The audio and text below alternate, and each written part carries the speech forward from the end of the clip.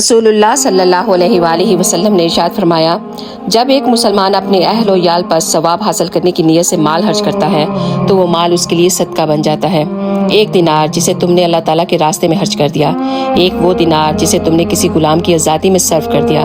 ایک وہ دینار جسے تم نے کسی مسکین پر صدقہ کر دیا، ایک دینار جسے تم نے اپنے اہل و عیال پر خرچ کر دیا، سب سے زیادہ ثواب اس دینار پر ملے گا جو تم نے اپنے اہل و عیال پر خرچ کیا ہوگا۔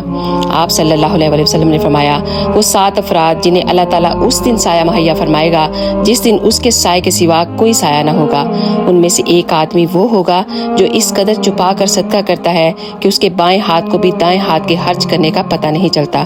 اور آپ جو بھی چیز اللہ تعالیٰ کی رضا حاصل کرنے کی غرض سے خرچ کریں گے آپ کو اس کا ثواب ملے گا، حتیٰ کہ جو لقمہ آپ اپنی بیوی کے منہ میں ڈالیں وہ بھی آپ کے لیے ثواب کا باعث بن جائے گا۔ سبحان اللہ۔ اگر آپ کو یہ ویڈیو اچھی لگی ہے تو ضرور شیئر کیجیے گا۔